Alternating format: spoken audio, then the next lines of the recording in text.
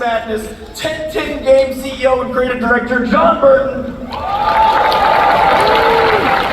We've got 1010 Games Head of Publishing, Arthur Persons. The VP of Licensing and Business Development at Funko, Jason Bischoff. We have Monkey Ball Creative Director and Jordan Peele's producing partner, Ian Cooper. And a man who needs no introduction. I think I'm going to let him speak for himself. That's right, let's give it up for Freddy Funko himself, Kellen Goff.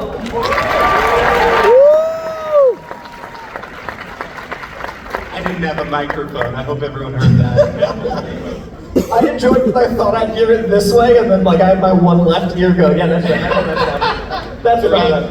Yeah. Goldman. Now, I love everything I know about this game. I really think what 1010 Games is and is building is so unique and so special. So I want to kick off. Jon and Arthur, what can you tell us about the mindset behind 1010 Games? Hi, everybody. So 1010 Games, I worked at, well, I founded TT Games, and I left that, and I left for a few years, and I've been working on things like I had a Game Hub channel on YouTube, when I was fiddling with robotic toys, and a bunch of people from TT Games, who make the Lego game, had left, and were like, hey, is there something new we can do? And so I said, well, let's look into it, let's see if we can build a new studio and do a new thing. And so we, after we reached out, we had a head of production and a head of programming and all these key people from TT, like, what can we do next? What's the next big step? Yeah, and like, I'm assuming some people have played a Lego game, right? Yeah? Just okay, I knew, okay. No. So yeah, I've worked for Jon for like a long time, 20-something years. And yeah, I left TT, and then like Jon literally phoned me up and was like, do you want to do something new? And I was like, yeah, of course I do. Like, I've got no job. It wasn't just that. So anyway, yeah, we assembled a team, and we're based in this like, really small place in Warrington, so big shout out to Warrington in the UK. And there's like 20 of us that used to make the Lego games, so like, yeah, the best art director, the best animation director, and me. So it was just me. So we do that, but then we hired a load of people straight from uni, and that's the thing that people don't understand. 1010 Games isn't a big mega corp. This is us in a studio in Warrington, and Jon obviously in the States. And we've hired loads of people straight into the industry. This is their first game. So we're working tightly with new people, mentoring them, with us old people, to make Funko Fusion, and it's amazing. That's what we're doing. That's 1010. I love how energetic. Yeah, give it up!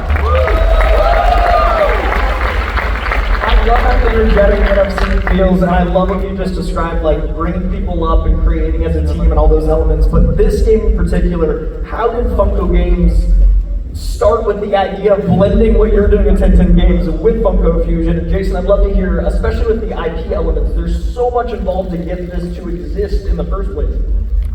On a dark and stormy night, in a field of fate with lightning. No. It's really not that complicated, but it is so wondrous and unexpected. The long and the short is, on a dark and stormy night,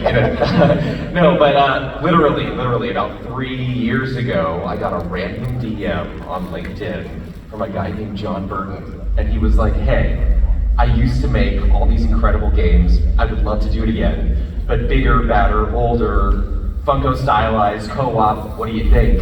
And here we are 3 years later, a fruit of all of that labor. Hold on, Jon slid into your DMs. No comment. Effectively. Okay, it was a love connection, Arthur.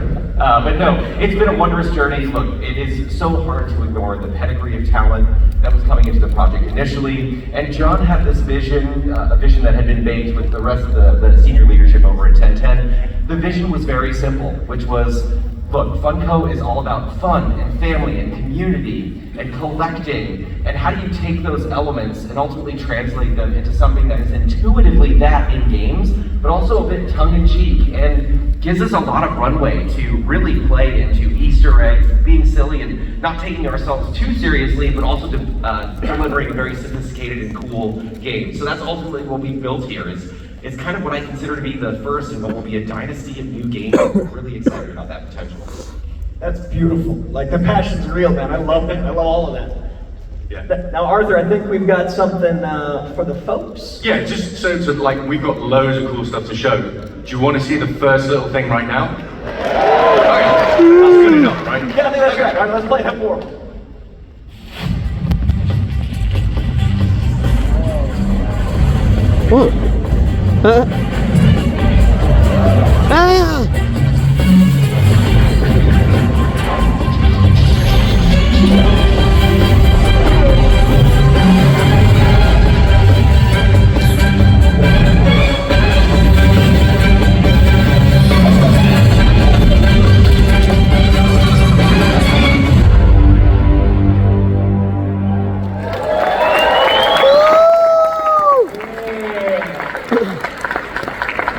That's just the tip of the iceberg. There's so much goodness coming.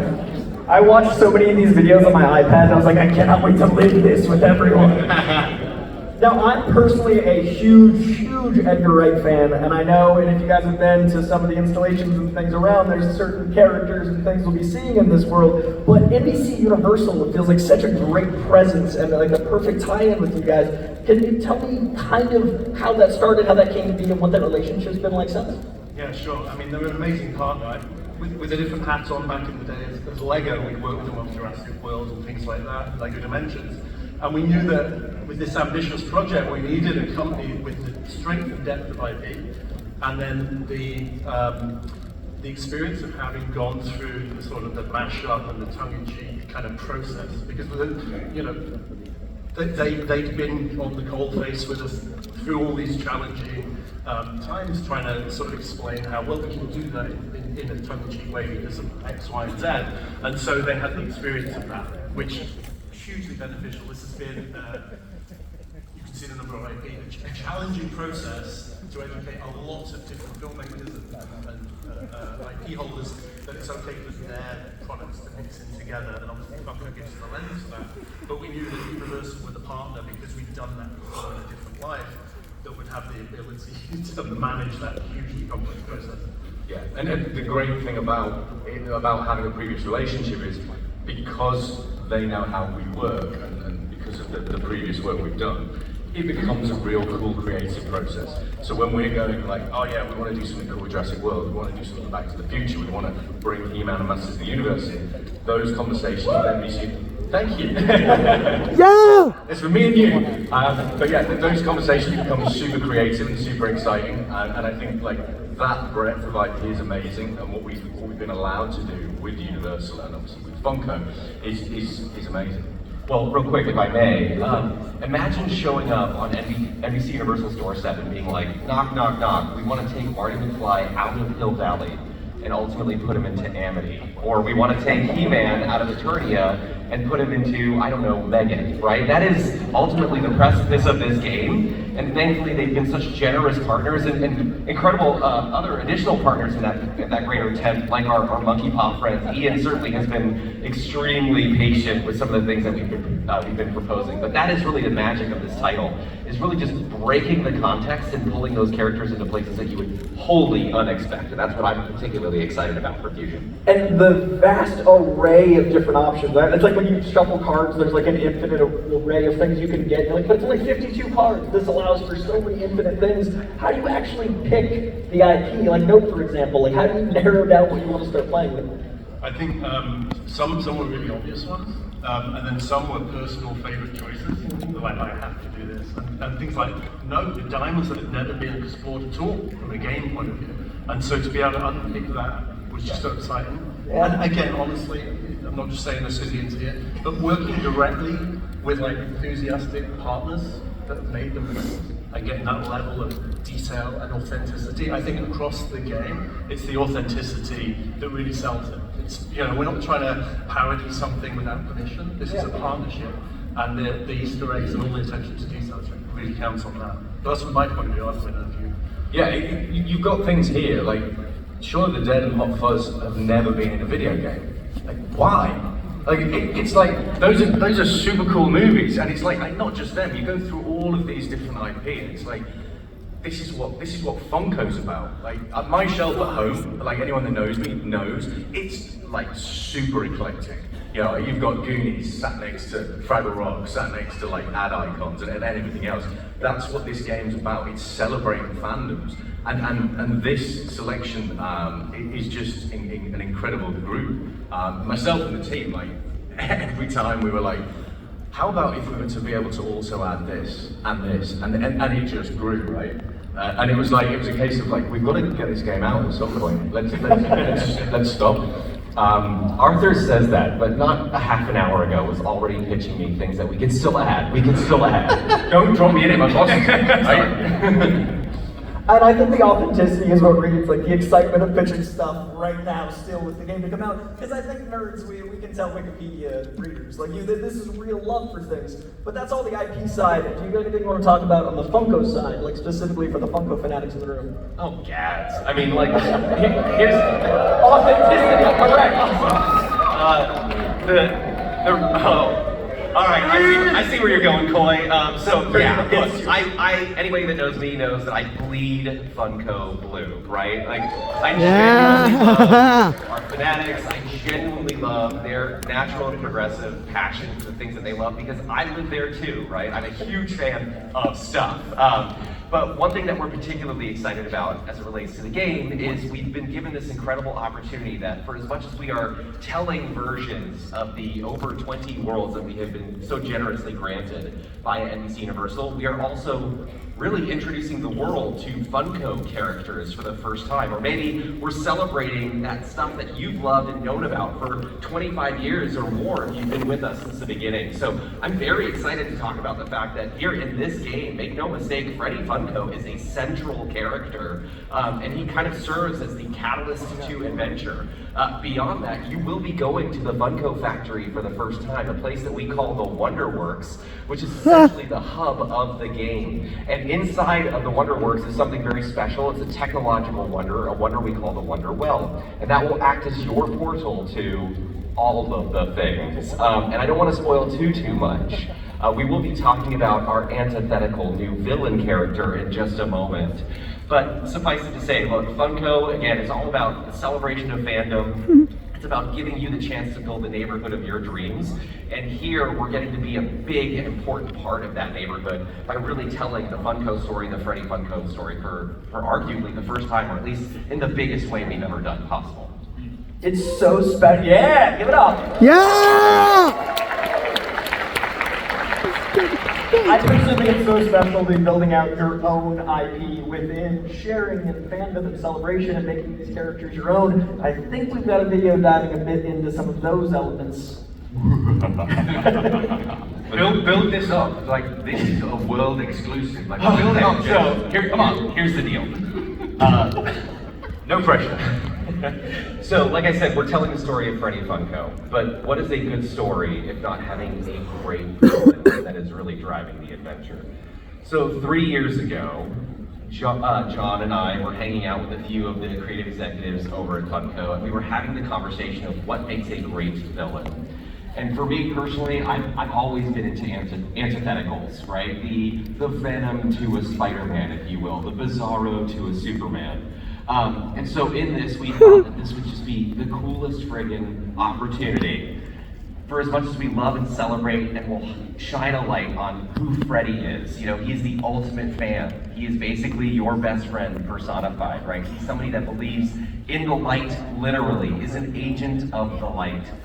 What would the opposite of that ultimately be? And so, I guess, like, drum roll please. We are very excited. Yeah, this is a worldwide exclusive. We're very excited to finally announce that, you know, what is the opposite of Freddy Funko? It is ultimately Edie Funko, right?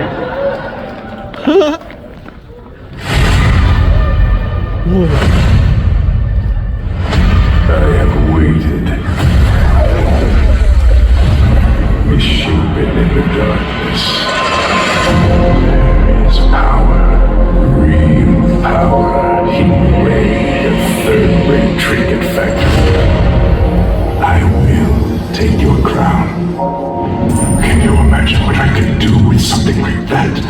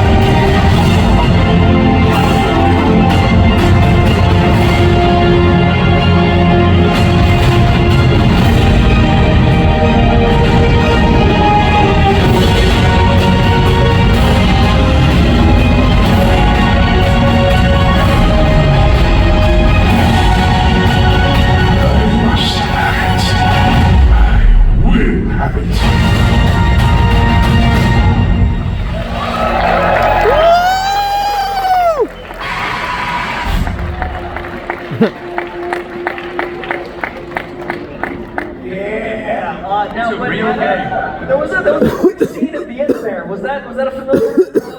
I gotta ask. Anything you want to say or admit? Yeah, what? Anything you want to say or admit? I think you caught me off guard. We recorded a couple screams for him as well, so that was me. I can do it right now, but I'll have to back up. Yeah!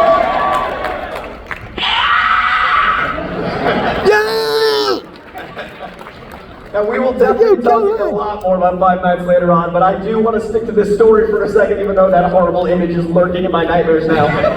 The story we just saw, Jon Burton, I'd love to know more about what storyline we're going to be going through, specifically with this new character. Well, we knew when we had all these IP, we needed something to kind of collect them all together rather than just being like jump here, jump here, jump here. So we knew the villain is going to be the backbone of any great game. And so we needed somebody who could, and you saw in there, Eddie can shapeshift, he can absorb, he can mimic all these other things, which allowed us to go into these different IP and fight villains from that IP, but really they're Eddie, right? He's behind everything. It was Eddie all along, right? So, you know.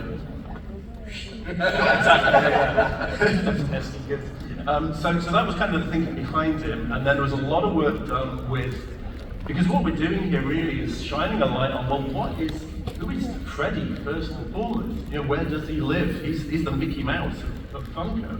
And we got the opportunity to work with Jason and the creative team to figure out, okay, first principles. Who is Freddy? What does he do? Where does he get his power from? Does he have power? Where does he live? What's the factory do? And then we can define who is Eddie, what does he do? I would just add on that, no pressure. How do you define a character that has been known for 25 years that everybody has great expectations around, right? But it has been such a wondrous journey because we've been able to lean into elements that have always been there, the Funko crown specifically, right? This is probably our prime artifact in this universe, at least as we are establishing it. Because as it was alluded in the trailer, the crown has real power. And there are all sorts of different sources of inspiration for all of these characters and all of these elements. But for me personally, if I may share as much, does anybody know Fantasmic? I cannot watch Fantasmic legitimately to this day without getting crazy goosebumps at the end where Mickey's kind of doing his thing with the sorcerer's hat.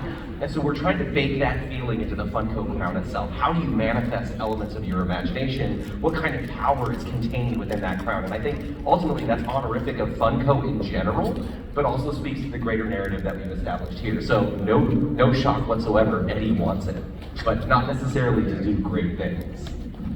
Can you speak a little bit more on that? Like, what does Eddie get up to in Funko Fusion? Because havoc being wrought is always exciting, but specifically. Oh man. Okay, so as Jon alluded, and Arthur has touched on briefly here, Eddie's a little bit of, he's got a little bit of Ivan Ooze in him, if you know what I'm talking about. Yeah. Right? A bit of a shape changer, kind of a nasty. He's also a possessor type. And so you're going to see him, as Jon touched on just a moment ago, you're going to see him turn into some of the biggest baddies of all time, but you'll also see him corrupt other characters that are not traditionally known as villains and turn them ultimately into villains for the sake of this adventure. You're seeing a little bit of that now if you're familiar with any of the pre-order bonuses that we put out there, but we have Eddie-fied versions of McCready from The Thing or Doc Brown, right? These are not traditionally villains, but imagine the potential in a game like this to turn a character like that ultimately evil. So look, if Freddy wants to celebrate creation and bring imagination to life, you could imagine that somebody who is a dark manifestation of that kind of wants to do the opposite, which is tear it all down. And I think that, again, speaks to the greater spirituality that's baked into Eddie, and not to get too highfalutin, folks. But when Jon and I were talking about it initially, how do we give a voice to all the haters out there? That's who Eddie is. So he wants to break it all. You steal the power and break it all. It's such a simple message. But again, it sets the stakes. This is what you have to ultimately combat. Do we want to show them a clip of a little bit of what you just described? Because there's some pretty cool stuff. No spoilers. Don't show spoilers. Let's play it for him. Too late. It's already made. Whoa.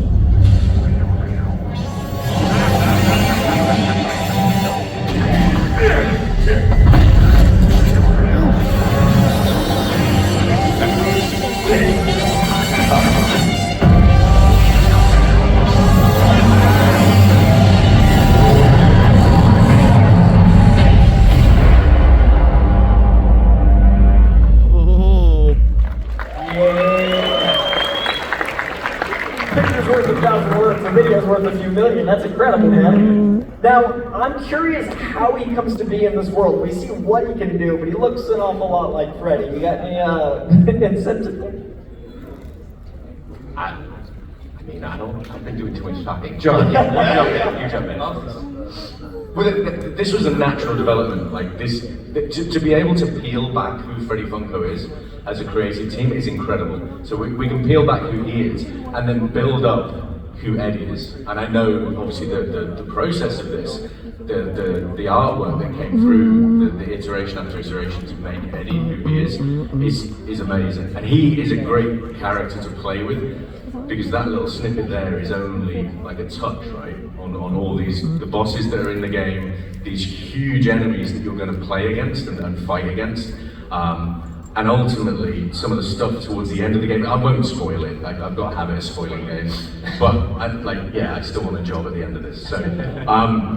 But like, he is an amazing character to be able to play with, and he gives us so much flexibility and creativity, because you've got to think, all of those different IP that you all love, the Shaun of the Deads, the Hot Fuzzes, the Jurassic Worlds, we're giving an amazing, authentic, fun experience for you to play through. And then to be able to layer that up with something where we can kind of shake those worlds upside down and add some like magic to it, he's an amazing villain to be able to let us do that, right? Yeah. Make no mistake, we are telling Eddie's story. We will tell it over the course of gameplay. I don't want to reveal too much today. But again, he comes from somewhere for a very distinct reason. And I think we do have something that we can maybe kind of touch on a little bit. You'll see a very important moment in Eddie's story now. But basically, John and I, we scripted what is meant to be this progressive reveal of Eddie's greater backstory. And obviously with a name like Edie Funko, there's a reason for that, but it's brought to life through the incredible talents of Mr. Clancy Brown. So if you know who Clancy Brown is, yes! Part of all, the voice of Lex Luthor himself, maybe a SpongeBob fan in the audience, right? Mr. Krabs! I guess you do brunch on weekends or something, and Clancy was so gracious in giving us the voice of Eddie Funko. So Let's show him. I know you. Your face calls to me. You are what I'm to be. Ah! Your voice echoes in my head like a drowning dream. It's nauseating. I hate. Oh, for fun and fun for all. Ah, pathetic.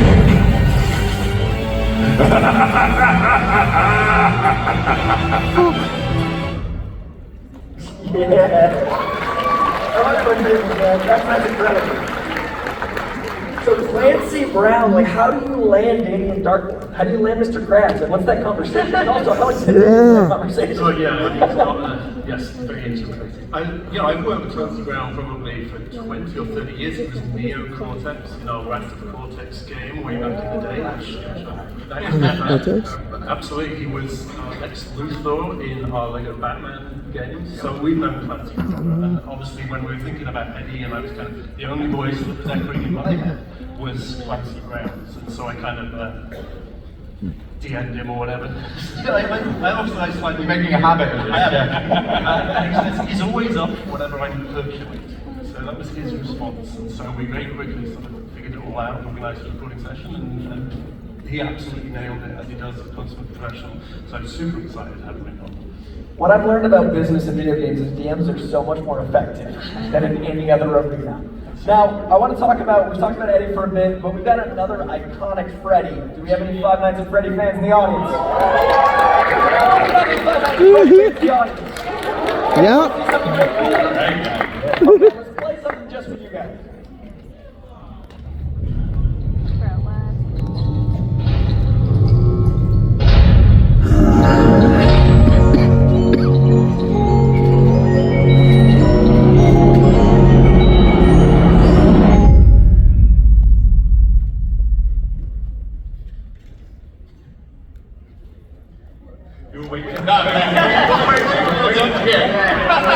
Yeah. Now, I'm so excited to see this world brought into this grander world, but I gotta hear, what is your experience like, Freddy v. Freddy? Oh my goodness, it was such a surprise. I I feel like I must give thanks to our friend Dave Whitten, who I forget what's his official title. He's like He's our like product marketing manager back in Warrington. yes, and he is not here today, but he DM'd me and said, hey, if you want to get in touch with I saw that Freddy just came out. If you want to get in touch with these guys, I'm like, yeah, let's do it. And he, to my knowledge, this is the first time that I've canonically given a voice to the original Freddy. I've been Glam Rock Freddy, Funtime Freddy, Sun Moon, blah, blah, blah. But this has always been like, who's it going to be? And I'm very grateful that you guys picked me and one other, right? One other as well, yeah. So like the great thing is with working with Kellen was that he not only does the voice of Freddy, but he also does the voice of Foxy, which is another character that you're going to get to play as, which is cool. Yeah. So you want to know more about the level, right? Please. Yeah. So this is one of the cool things about Funko Fusion. We can do a whole host of amazing things. Not only are we going to recreate worlds that you know from movies that you know, we're recreating with Five Nights at Freddy's like a throwback to the original game. But obviously, those that have played the original game know you're kind of in one room and you're looking through the cameras, and that's how you're playing it, right? So the process that Jon and I and the team went through was, how do we do that, but with our game that we're trying to do? So you're in the security room, you're in the pizzeria, and you're looking through the cameras, and you're looking through, you're playing Five Nights at Freddy's, but then you're also out around the pizzeria. And it's creepy, right? It's some scary stuff. Like when we're playing it and putting it together, it's scary. And then when the voice goes in, like it's super scary. But this is the cool thing. We've recreated almost like a homage to Scott's original game, Scott's original vision, obviously with his blessing as well. Scott Compton. Yeah. Sorry, yeah.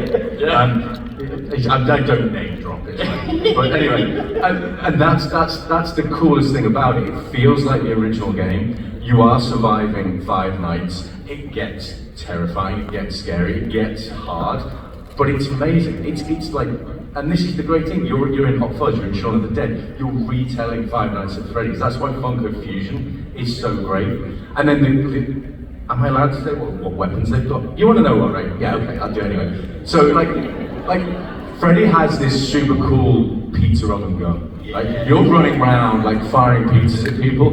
So you can be in Jurassic World, like, and Dilophosauruses are getting pizzas in their head, and like this. It's amazing. And then like Foxy's got this like giant cannon, like a pirate cannon. Like this is a load of fun. I'm gonna stop talking now. I just give away all this. I feel your spoiler sense tingling from here. Yeah. Oh wait, Mayday. I got anything Arthur under the table. Yeah, it absolutely was. Thank you for having me on it. And I must specify, because the Five Nights at Freddy's community is nothing but thorough. I did Foxy's Diddly Dums for the FNAF movie. So this is really the first time that I've gotten to do anything past that, and I'm very grateful for the chance. Thank you. It was a fun session as well. Yeah. I was giggling the whole way through. Yeah, me too, in between takes. And it's mostly efforts. People have been wondering what the voices sound like, but to temper expectations, it's mostly efforts. So look out for that. I'm really excited. I hope you are too. Thank you. Go Kellen! Kellen, is there any world or IP you're most excited to see blend with your own here? Oh, Jurassic Park would be fun. The bite of 87 is old news. We need the bite of 24 now. And Voltron for like a Sentai neck fight would be fun. Yeah. That's the first time I saw Freddy as a suit. The Sentai thing back there also. So maybe, big battle at the end. Now, we've talked a lot about horror and iconic imagery, and 2 years ago, an incredibly powerful horror film filled with iconic imagery came out. I want to give it a little love there. We got a shot that we're going to get into because that's almost one. This is insane to me. I cannot believe this exists. Now, Ian Cooper, as the creative director at Monkey Paw, I would love to hear how this no collaboration came to be with Funko Fusion, because that movie is this incredible meta-modernistic love letter to horror, and I love it so dearly. So how did you bring that authenticity that was so important to you in the movie into this game? Thanks so much. Well, it's a totally insane honor, and I think that one thing I would just love to say, being at this is my first time at Comic-Con ever.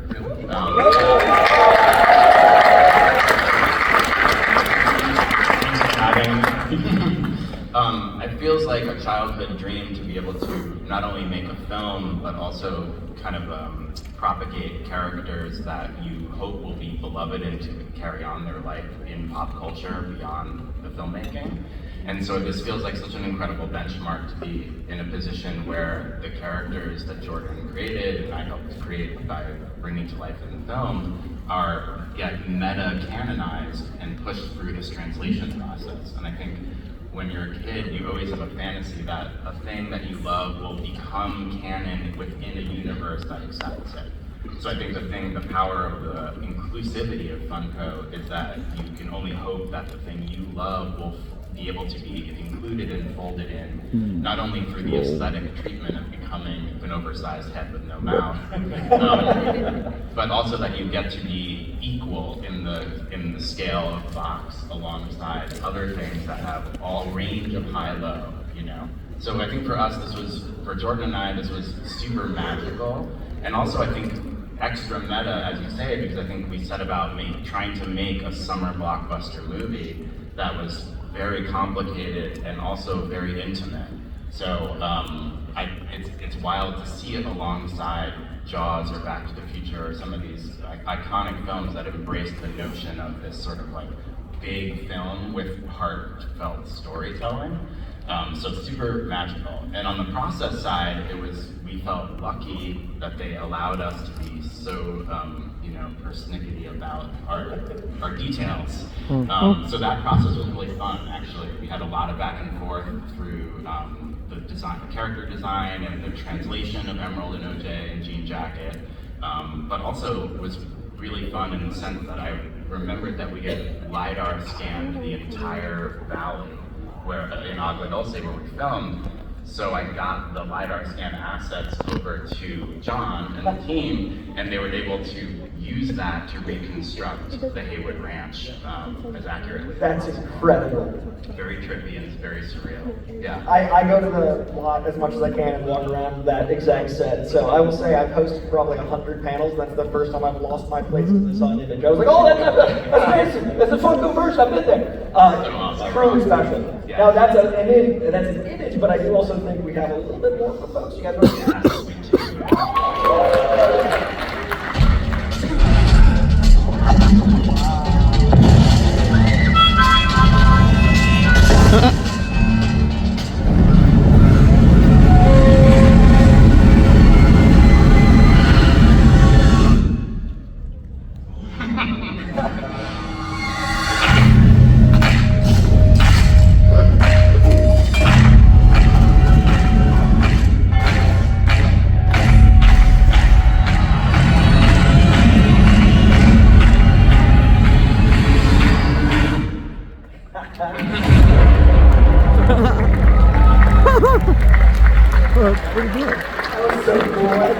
that was magical. Oh man, you blended the world so seamlessly that felt like I was reliving it, and I can't wait to play it. But this is Funko. Is there anything else you guys want to talk about regarding Nope? Here's the deal. Again, just in this conversation and establishing that direct line of communication, it was just so easy and seamless to see the love and mutual respect on both sides. So you can obviously see that authenticity in game. The reason why, or one of the reasons why Nope is featured in Funko Fusion is because the fans are loud.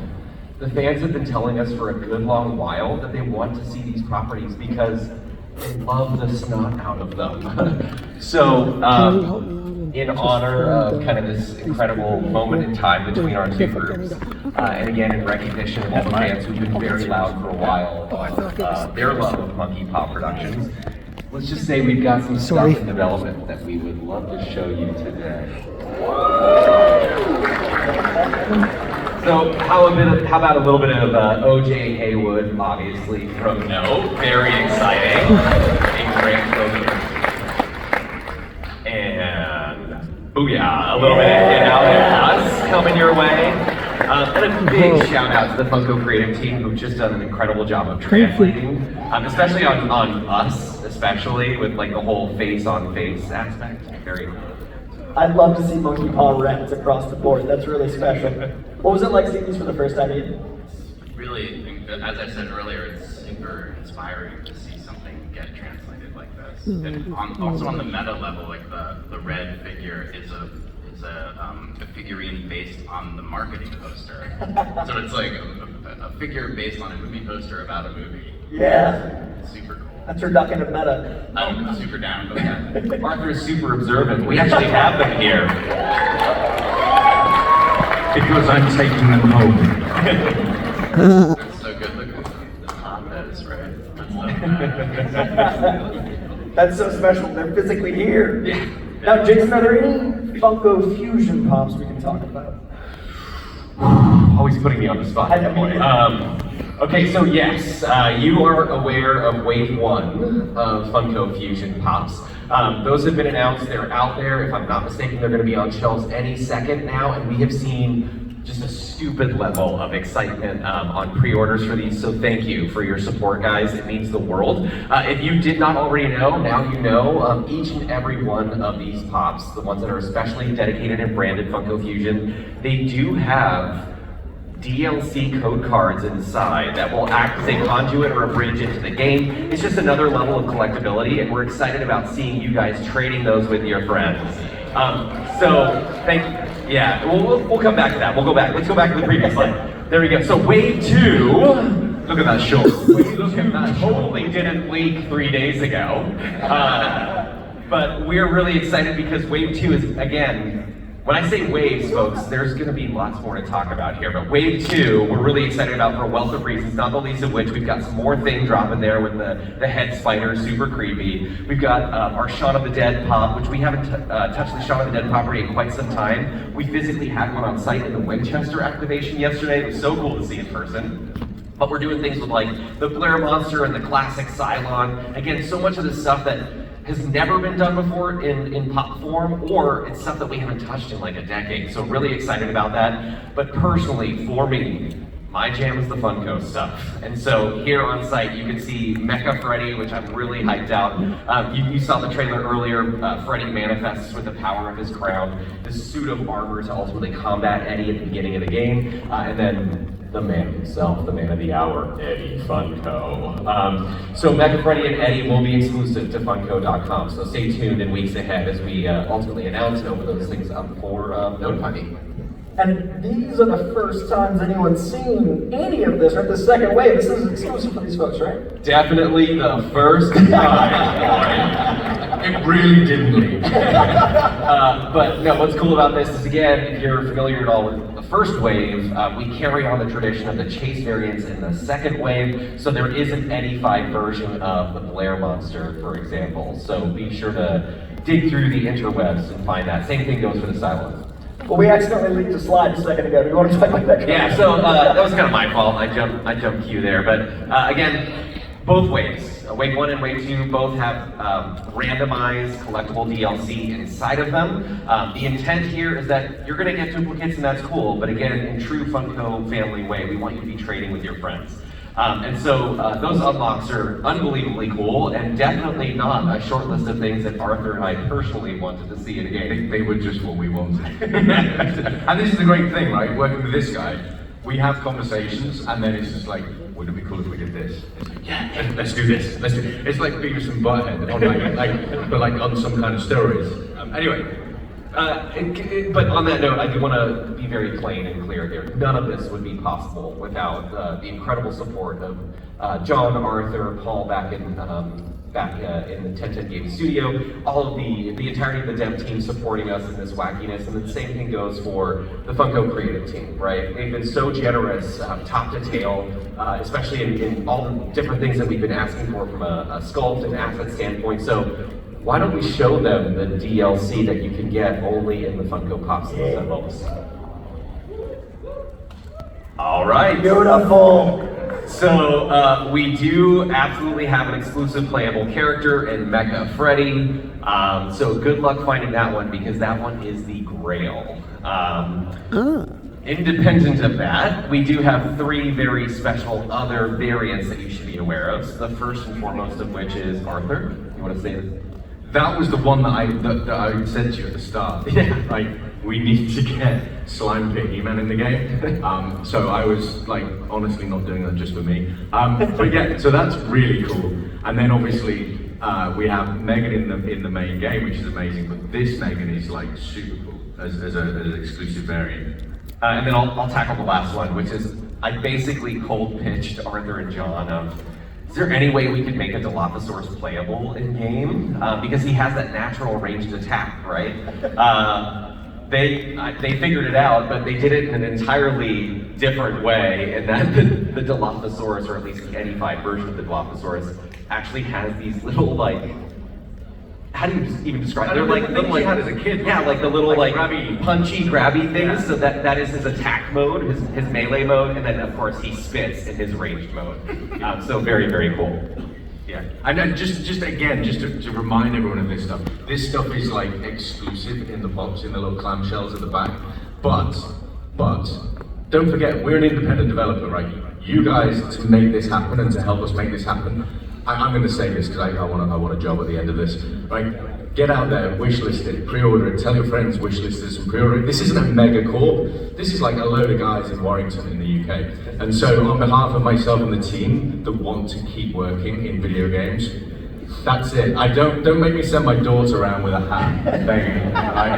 Anyway, Next year's panel includes a hat. But true to Funko fashion, there's always one more thing. And if you know anything about our history, there is one more exclusive character. Shush! Don't tell anyone. But you're gonna have to go to Fun Days or tune into your friends who are going to Fun Days to learn a little bit more. But maybe, I don't know, if I'm looking at the silhouette, it kind of looks like Invincible holding a burger. It does! And I feel like you guys have done some pretty cool Invincible pops before. Do we have any Invincible fans in the audience? Did you guys like Invincible as much as I did? That's one of my favorite shows of all time. Do you guys want to maybe welcome out Robert Kirkman of Invincible?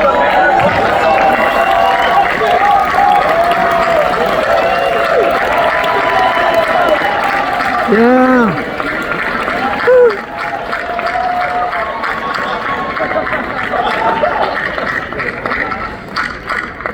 I've never been part of the Hold on, was anybody hurt by that extremely reckless, sorry. Okay, here, I'll throw you this one. I like how he's looking at us. Oh, no. Stopping me!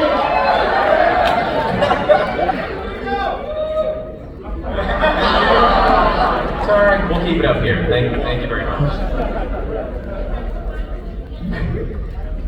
The adults in the room have descended. Oh, I'm sorry.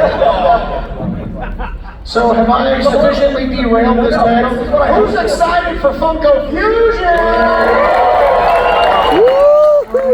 I've never been over the panel and on. This is how I wanted things to go. Now, I'd originally written that Invincible's one of my favorite characters of the last 15 years, and then I did the math and realized he could drink this year, and I was altered in my genes. This always makes me depressed. Keep going. I just wanted to back you up at the start. Be like, let's talk about 2003. I love it. Yeah, the slow creep of death that's coming for us all. Let me remind you of mortality as we welcome you to the stage. Now, this character, ironically, with the immortality of Invincible, this evolution of the character feels like this amazing leap. How is it for you to see this character evolve over 2 decades, especially with Funko? I mean, it's extremely startling to see what Invincible has become. I mean, we did the comic for 15 years, and then the TV show on Prime Video happened, like, I want to say like 6 months after we ended the show. We were working on the 6 months after we ended the comic, we're suddenly working on the show, and now this thing that's been around for so long is blowing up. We've got all kinds of games and toys and merchandise, but you know, the most exciting thing is these Funko Pops. So it's and being a part of this Funko Fusion thing is just really blowing my mind. But I never would have expected things to get this big.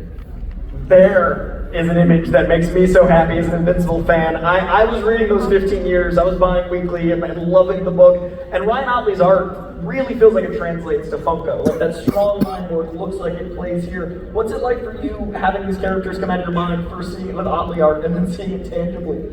I mean, it's just great. I mean, I love seeing all the different interpretations of these characters, and it's awesome being able to see all the different liberties being taken and the different enhancements, and you know, seeing these cool. They're up here. Just seeing Invincible characters in the iconic like Funko shape is just really it's just really moving for me.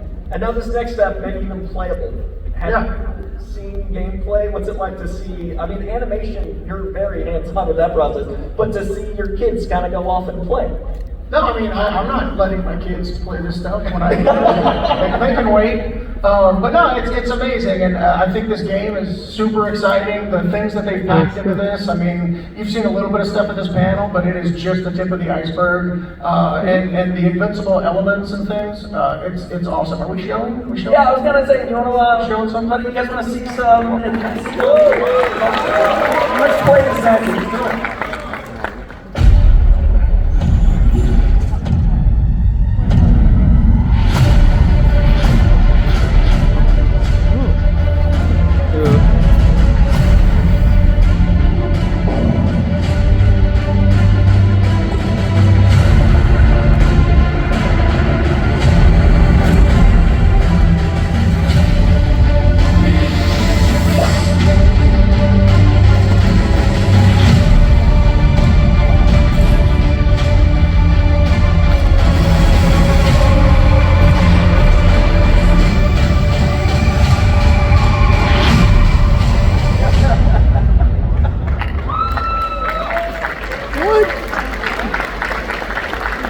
I see why you're not letting your kids play this one. I immediately understand. Yeah, that tracks.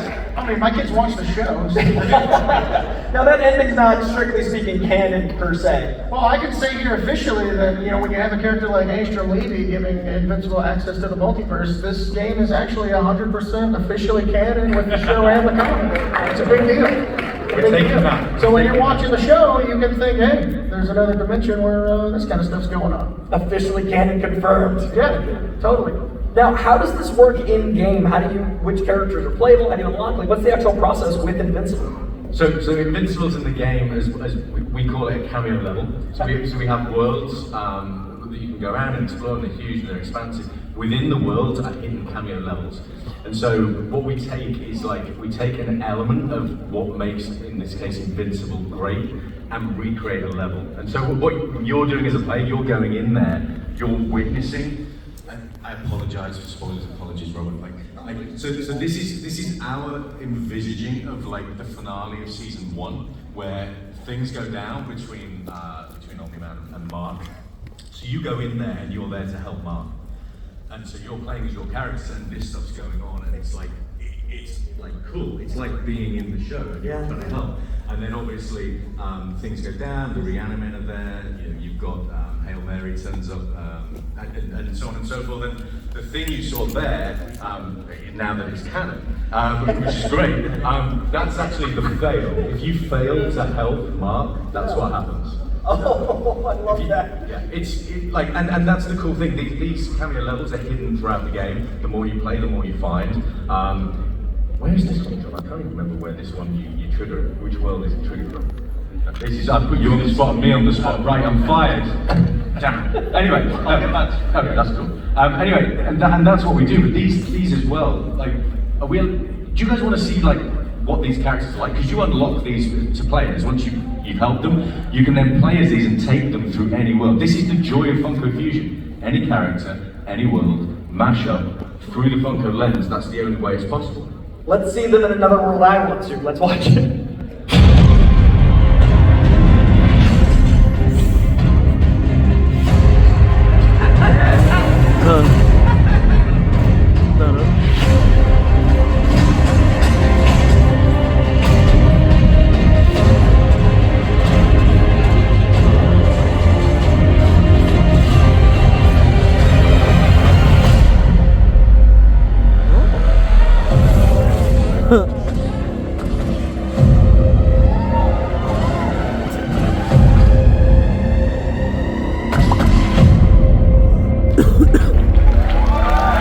Yeah.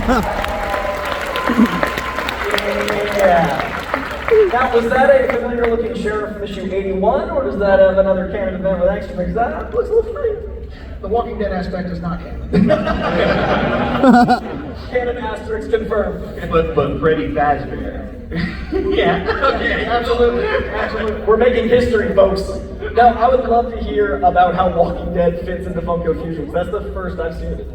Yeah, so the thing we wanted to do, obviously, we're working with Skybound on the game in terms of, like, I don't want to bore you with the logistics of, like, how a game gets to store, but Skybound are our physical partners and they're amazing, and the great thing is, that's where Invincible belongs with Robert and also The Walking Dead. So for us, to be able to offer something to people as an incentive, I'm back to this again, keeping me in a job, to be able to pre-order the game, funkofusion.com, all your favorite retailers.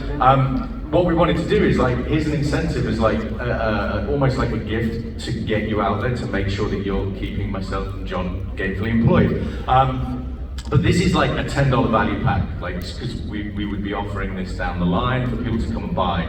So it's our gift to you as a thank you for pre-ordering. And these characters you can take anywhere in the game. So you can take Rick, you can take Michonne, you could be like killing zombies in Shaun of the Dead. Is that okay, Robert? That's totally fine. Okay, so prove now. I think Rick and Michonne can kill all zombies. Okay, that's great. Is there any other zombie world you want to see them fight? Oh, good lord. Are you kidding? All of them. All of the zombies. Again, extra, all is canon. The idea that you can have these guys in Shaun of the Dead is combining so many of my loves. This is so exciting. Actually, I'm gonna spoil something. So, my turn, Arthur. What if you could see a zombie version of Rick or a zombie version of Michelle? Well, may I? It's too late. We have also hidden some things in some levels whereby if you happen to get bitten in Shaun of the Dead, maybe something would happen, and maybe that variant would be unlocked as a fully playable character, which works across the entirety of all 60 characters that are unlockable in the game. So what if there was a zombie version of Freddy Fazbear, for example? Really? Food for thought. Do you guys want to see one last thing before we go? Because that's a pretty enticing idea. All right, let's play it.